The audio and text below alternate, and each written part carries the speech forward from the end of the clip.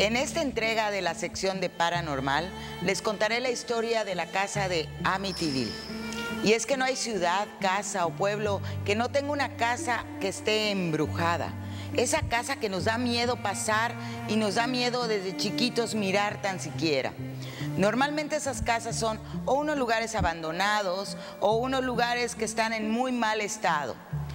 A veces estos embrujos parece que son verdad, pero sobre todo es que pesa sobre ellos una historia, en la mayoría de los casos, para justificar por qué la casa no está habitada.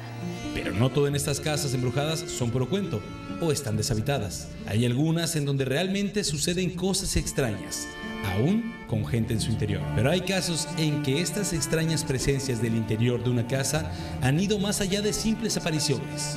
Uno de los casos más perturbadores que registra la historia es el ocurrido en la localidad de Amityville, en Estados Unidos, donde una familia fue literalmente expulsada de su vivienda por entes de naturaleza desconocida. Y hasta el día de hoy, nadie ha sido capaz de volver a habitar esta casa. Los protagonistas del caso, que incluso inspiró una película, nunca quisieron hablar de lo que realmente ocurría en la casa. Esta historia tiene como escenario una casa situada en el 112 de Ocean Avenue en Amityville, Nueva York. La madrugada del 15 de noviembre de 1974, el hijo mayor de la familia DeFeo, de tan solo 17 años, asesinó a sangre fría a sus hermanos y a sus padres con un rifle, dejando un total de 6 personas muertas. Los investigadores no tenían ningún indicio que les permitiese sospechar de alguien en concreto, hasta que uno de los detectives que recorría las habitaciones de la casa en busca de alguna pista encontró en la pieza del único superviviente 2 cajas de cartón de balas para un rifle. Las investigaciones comenzaron a arrojar resultados asombrosos, como un robo que el joven habría cometido contra su abuelo y sus extraños cambios de humor. Después de largos interrogatorios, la policía consiguió la confesión y el joven fue condenado a 25 años de prisión. Pero la verdadera historia de Amityville House comienza días después, el 28 de diciembre de 1974, 28 días después de los asesinatos. Ese día, otra familia, compuesta por el matrimonio de George y Carrie Lutz, se mudó al lugar donde había ocurrido la masacre días antes. Ese día, otra familia, compuesta por el matrimonio de George y Katie Lutz, se mudó al lugar donde había ocurrido la masacre. La casa, espaciosa y de muy bonita arquitectura, estaba a la venta a un precio excepcionalmente barato. Y los Lutz decidieron obviar los violentos hechos ocurridos con antelación y compraron el inmueble, aunque solamente pudieron ocuparlo 16 días, debido a los extraños fenómenos que ahí sucedían. Desde el primer momento en que ocuparon la casa, el matrimonio y sus hijas pequeñas sintieron una presencia sobrenatural que se iba haciendo más fuerte a cada día. Al principio se escuchaban ruidos extraños, luego comenzaron a aparecer manchas en las paredes y malos olores sin motivo aparente. Las puertas y ventanas se abrían solas. Carrie Lutz agregaría que en reiteradas ocasiones se sintió observada en ciertas partes de la casa, principalmente en las habitaciones, y que una vez vio unos ojos rojos que la miraban desde la oscuridad a través de la ventana. De repente comenzó a tener pesadillas repetitivas con los crímenes sucedidos en la casa, pero soñando que las víctimas eran los integrantes de su familia. La supuesta entidad que había habitado en la casa trató incluso de apoderarse de los cuerpos de sus residentes, manipulándolos a su propia voluntad y obligándolos a cometer actos de naturaleza violenta, algo en lo cual los Lutz nunca han querido ahondar.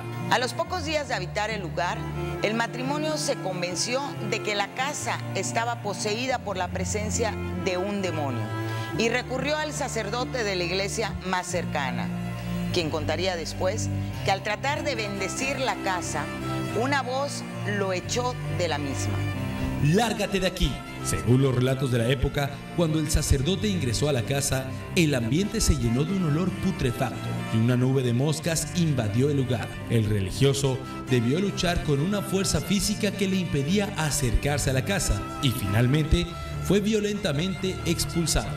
La visita del sacerdote marcó el punto en que los sucesos paranormales se incrementaron.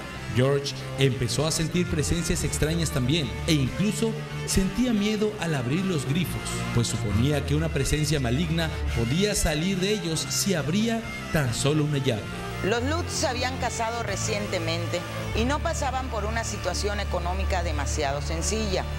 Por lo tanto, el matrimonio y William Waver se ponen de acuerdo para hacer creer a la opinión pública que Ronald Defoe asesinó a su familia bajo la influencia de una misteriosa fuerza maléfica que vivía en la casa.